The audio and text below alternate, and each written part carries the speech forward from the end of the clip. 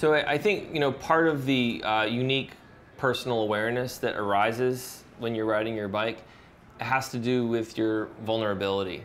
When you're on a bike, instead of being encased in metal, you're, I think, a lot more humane, you're vulnerable, you are, I think, aware that at any moment, someone in a car or a pothole or something, might happen to you. And that doesn't have to mean you feel fear. I think it just means that you have a heightened awareness of your surroundings. And I think that makes all of your senses, much more alive and acute, so that I find that my sense of smell, my sense of sight, what I'm hearing is all just like much more heightened and vibrant when I'm on my bike. And that's a wonderful feeling to have, to be, it almost makes you feel younger in a way, when your senses are so alive like that.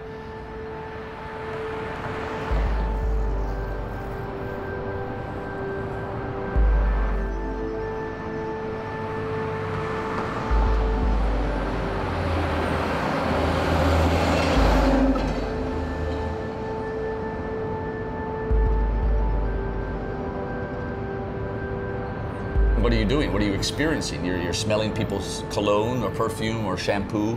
You're checking out, oh, cool shoes. I wonder we got those. Nice ass. Or whatever all these human things that we do when we're surrounded with our fellow citizens. So if you don't do that in traffic jams in cars, you're enclosed, you're cut off from society, you're never interacting with your fellow citizens. So social inclusion is the most important one. You're together, all your senses are activated when you're on a bicycle, and that makes you feel like you're a part of the fabric of the urban landscape more than any other form of transport. You get a different mental map of your city when you cycle.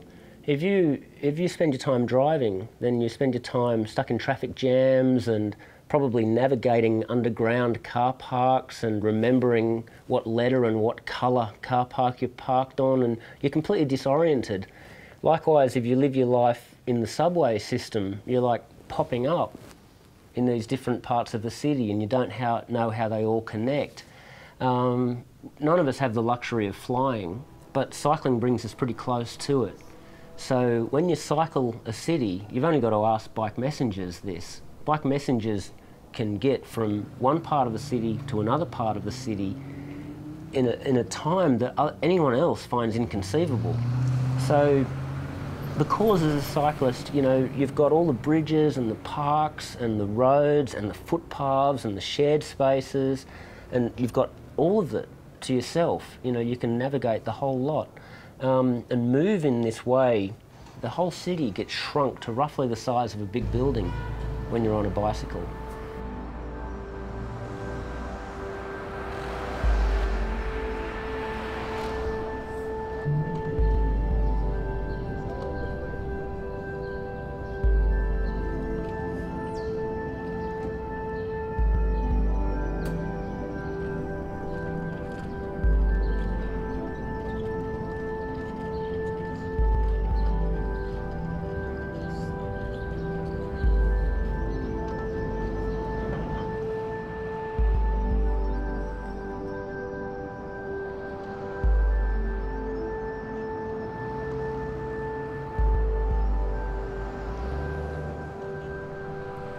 Red Hook is a neighborhood that I moved to when I first moved to New York 6 years ago. My uncle has a wood shop here, and when I arrived to New York, I just had literally no money, so I lived in his wood shop for a year. And just, I didn't know anyone. The neighborhood was really kind of empty. Most people, they might come here like once or twice a year, and that's it, just because it's, they're used to convenience. They're used to being able to get on a subway, get off the subway, and be where they want to be. There is no convenient public transportation that comes here. It's sort of cut off from the rest of Brooklyn in that sense. But when I ride my bike, I can be in Lower Manhattan in 15 minutes. So it's really not far away, but if you're not mobile on a bicycle, it's a hard neighborhood to get to. There's less people that live here. It's not very dense. The streets aren't crowded. It's quiet at night. You tend to really know your neighbors here.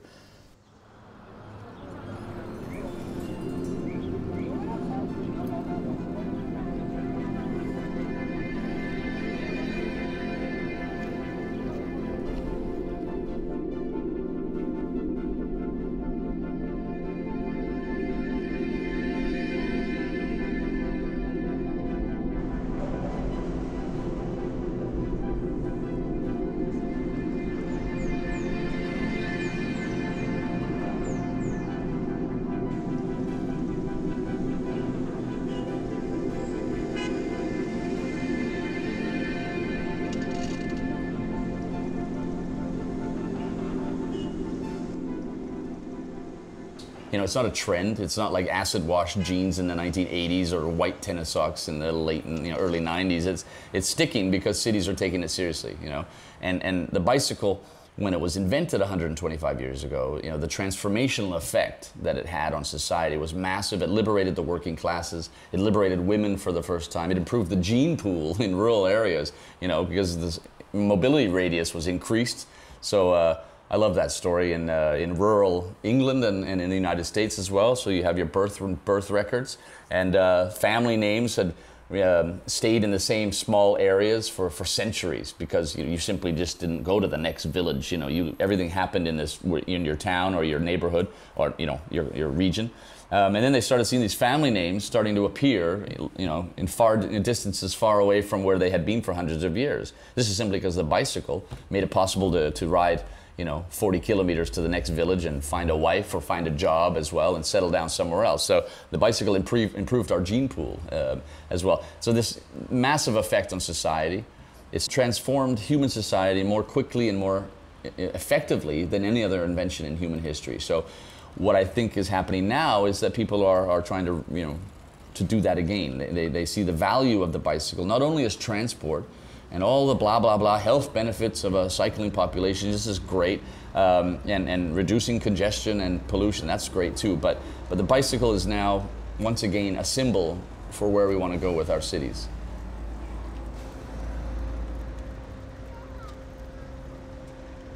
Right now we're seeing a whole new generation of Americans, you know, reject the suburbs and flock to the city.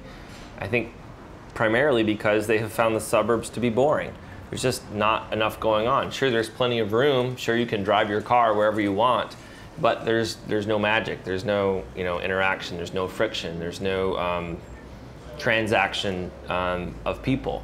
And so there's a reason why a whole generation of young people are moving to New York, you know, to Philadelphia, to, you know, other cities around the country. And it's because I think they know that they'll be happier there. Because cities give people something that suburbs can't, you know, which is this, you know, rich life of public space. You know, you can walk outside your door and meet your neighbor, and, you know, ride your bike to dinner. You know, all of a sudden decide, oh, I think I'll go check out that park. You know, you have options. You know, you have these like wonderful options that you don't have in the suburb where everything is isolated and pre-planned. So the happiness of urban life is something that Americans, I think, are rediscovering right now. And I'm very proud that New York, I think, has become somewhat of a beacon for the rest of America, for a future, hopefully, of vibrant, you know, thriving, you know, healthy urban existence. I think America has been anti-city in the past. And, you know, cities are these dirty, crime-ridden, ugly places. But when cities are at their best, I mean, there's no other form of human settlement that rivals it in terms of, you know, giving people what they need, which is sociability and just never knowing what's around the corner. I think, you know, my favorite moments in New York City are when I'm riding my bike and I don't know where I'm going, you know, where you can just get on your bike or start walking and you don't know where you're going to end up. And the city unfolds for you in ways that you can't possibly know. And I think it's that, you know, mysteriousness of the city that I think many people are attracted to. What of course starts creating issues as the clutter of bicycles in Holland and Copenhagen. It's not the failure of the bicycle, it's the success of the bicycle. And you can see also what has turned the car into a challenge for cities in terms of congestion and pollution and noise. It's not the failure of the car, but the success of the car that's creating this. And each time you have these situations, they also sort of remind you of the importance of choice and the importance of diversity, that if everybody would move with bicycle, it wouldn't be ideal either. I think it's brilliant that each way of moving around has its own preferred mode of transportation.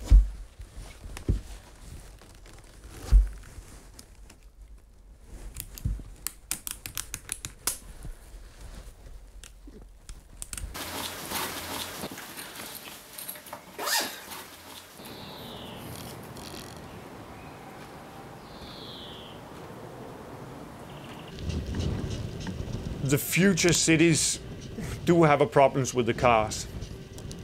I think that the automobile industry is a great industry, and the cars are great for some purposes. But if the car was invented today, it wouldn't be allowed inside the city. It's too dangerous. It takes too much space. It's old-fashioned. If you want to develop the inner cities, you have to use public transportation, had to be better, but the bikes is the cheapest way for a rather poor city to have your citizens riding around. Most cities on the planet were not designed for cars, and if they were designed for cars, they were designed badly for cars. We're not going to get rid of the car, and we shouldn't. It still serves a lot of functions in our society, but do I want 15,000 cars riding past my window here every day, even in Copenhagen? No. They're Italian traffic planners. They call these kind of people parasites. And not even being mean, that's just a great word to describe people who live in the suburbs, who are going to the city center. They're driving past my window and polluting my neighborhood, making my neighborhood unsafe.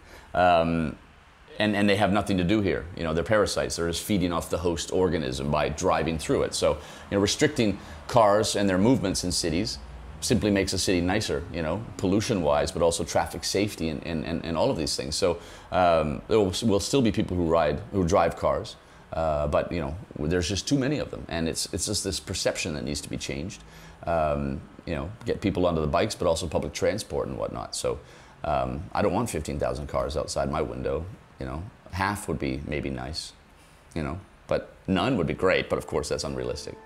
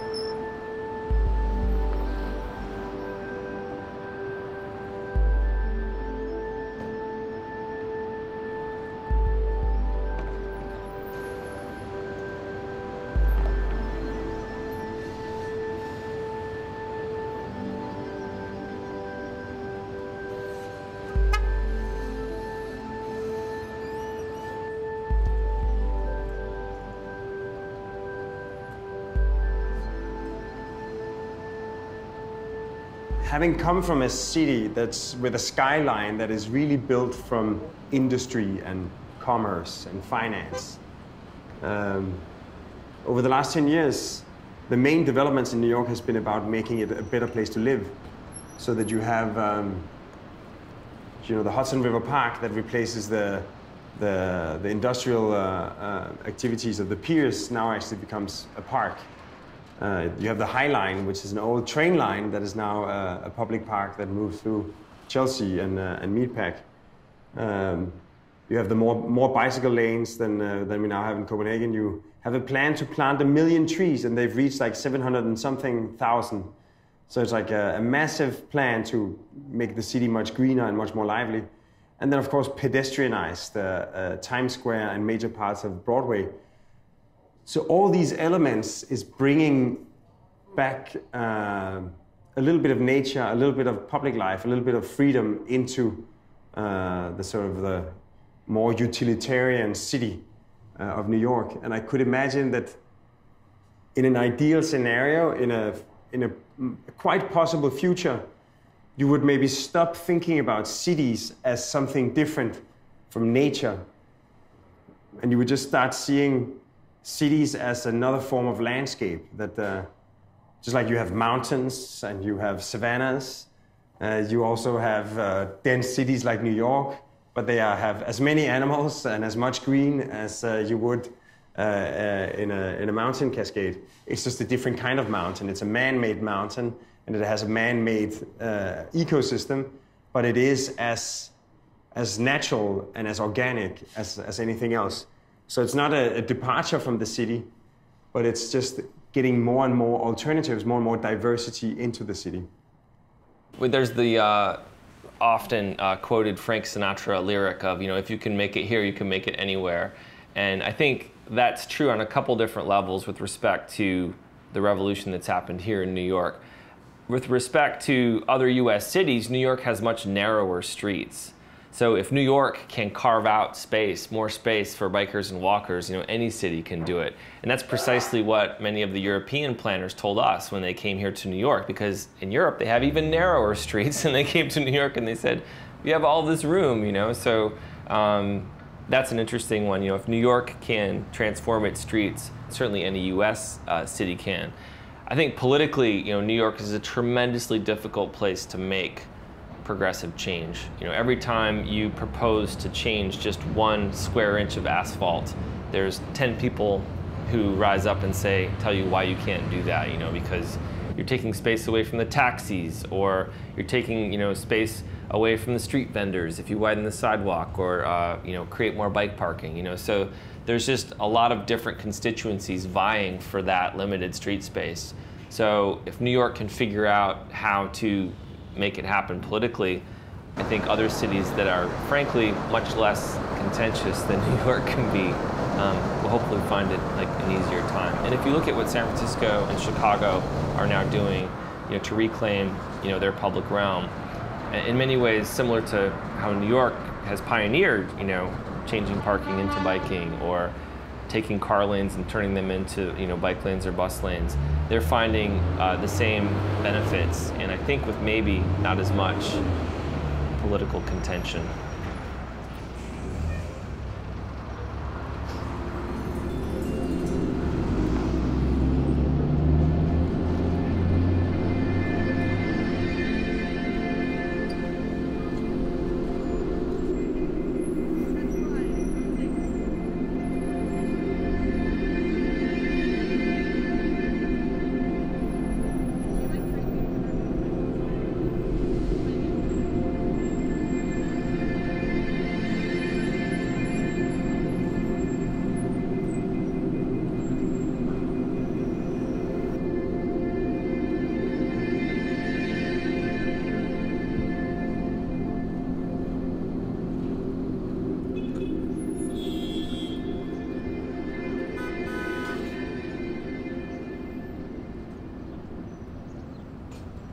When we ask the Copenhageners why they choose a bike, they choose it because it's fast and convenient and easy.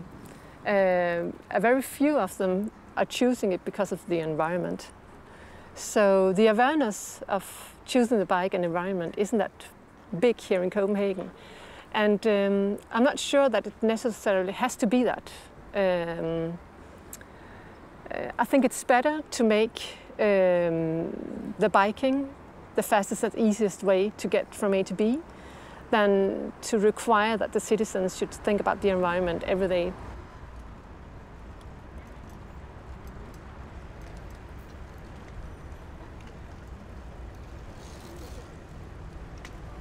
If you make the bicycle the quickest way from A to B in a city, any city on the planet, people will ride.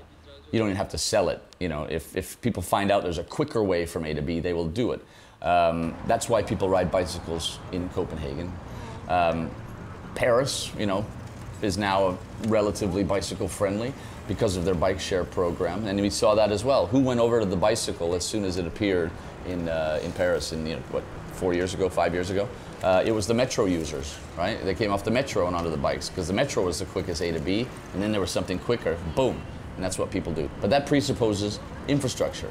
You need safe, separated infrastructure on the busy streets like we have in Copenhagen and cities in the Netherlands. That will get people to ride. That's the key, really, to everything. A lot of it, you know, another idea is also marketing. If you start selling this properly in emerging bicycle cities who have forgotten the role of the bicycle, you still need to sort of push some buttons and get people to accept the fact that, you know, riding a bicycle is not associated with being poor. You know, it is actually quite a cool thing, and that's what we're doing with Cycle Chic, and all of this is sort of, you know, changing the status and the perception of the bicycle. So, and the third thing is really taming what we call the bull in society's China shop, or the elephant in the China shop in other cultures. But You know, if right now we're ignoring the bull. There's this big bull that we've let into our china shop. It's smashing everything. And instead of confronting the bull, we're turning around and bubble wrapping our pedestrians and our cyclists and scolding them for, you know, getting in the way of the bull. But instead, we should turn around and face the bull, medicate it, castrate it, tame it, tie it up, right? And this is the automobile. And some cities are doing that. In Europe, most cities outside of Europe are not. The car rules the streets, you know. And traffic calming measures are really hard to implement in many cities. And that's the key to any livable city and any bicycle culture, is to tame the automobile, to restrict its movements, to slow it down, lower speed limits and whatnot. So this is the three things we need to do in order to create not just a bicycle-friendly city, but a livable city, a nice place to live.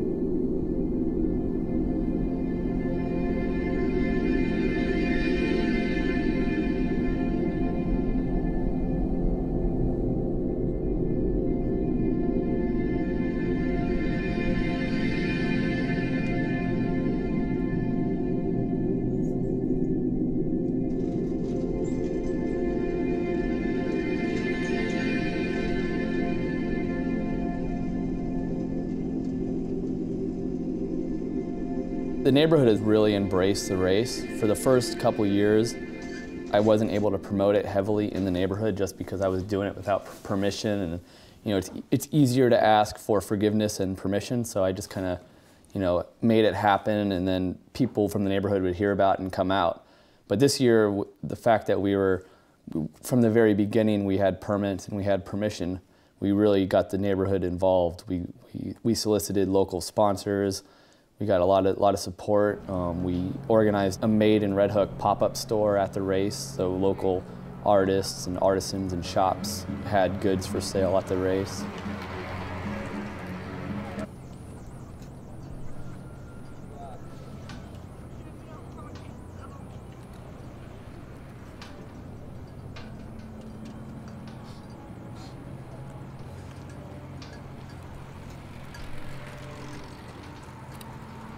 New York is often called a city of neighborhoods. I mean, there are literally hundreds of separate neighborhoods all throughout the city. And people in New York, I think, feel a lot of pride that they live in a particular neighborhood, you know, whether it's Bedford-Stuyvesant or, you know, Murray Hill or Douglaston or wherever.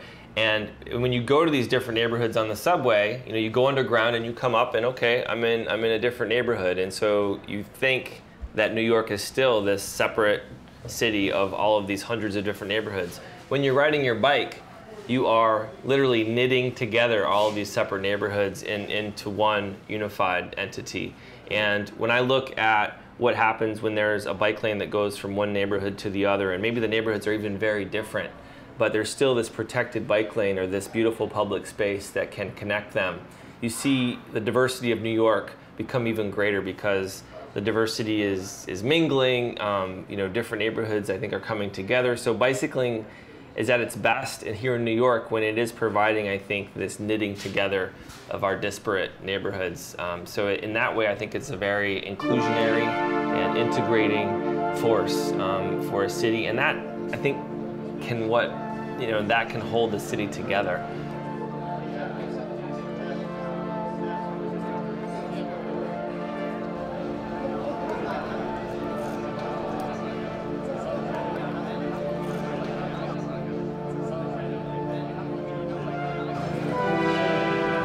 Part of New York's richness is, you know, obviously its ethnic diversity, and I think you will always have neighborhoods that are more one way than another. But what safe bike lanes and people-friendly streets do is create this opportunity for people to meet each other in public space as equals, as citizens of the same city. And even if you're not talking to each other necessarily, just becoming familiar with each other and trading a little glance or seeing that, hey, that dad has a child who's my age as well, and we have some commonality. And so I think it's that interaction in public space that provides, you know, the basis, you know, for a healthy city, for a healthy democracy, where we can meet as equals in public space. And you know, bike lanes and wide sidewalks and people-friendly streets are that platform where we can all meet and mingle, and I think, you know, create a healthier urban democracy.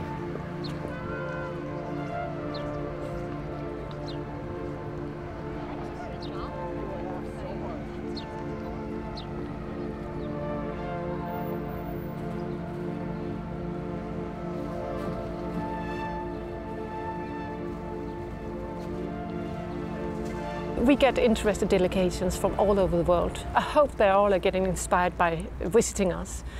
But it's so important that they're starting there where they are. So I think if you're a city with not many bike riders and you're really starting at scratch, make it simple. Take the cheap solutions, make a complete route net, make it very cheap, and make it better. Take a little square of the town, a little area, and make this complete in a cheap way. And then you can go on when you have improved the politicians and the inhabitants that this is a good investment.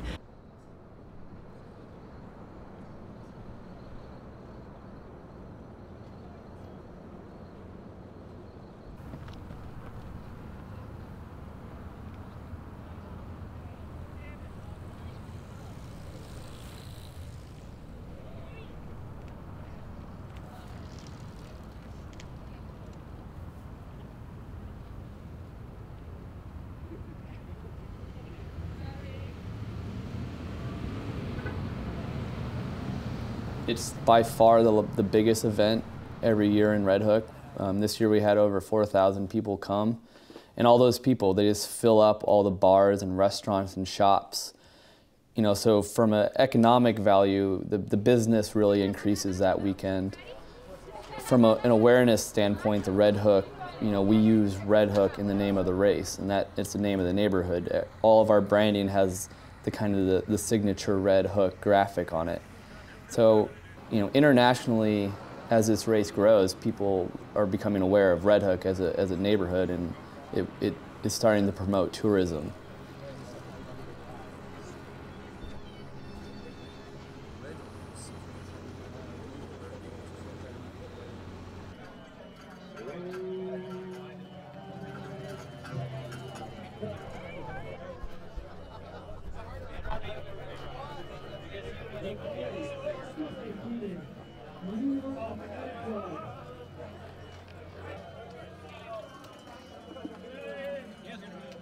Quite often, if people get fanatic about bicycles, then it's all about bicycles, and then they hate the car.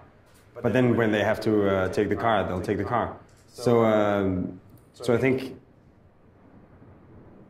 the true message is that a successful city is a city that has space for everybody, like all kinds of people, all kinds of cultures, all kinds of careers, and all kinds of ways of moving around.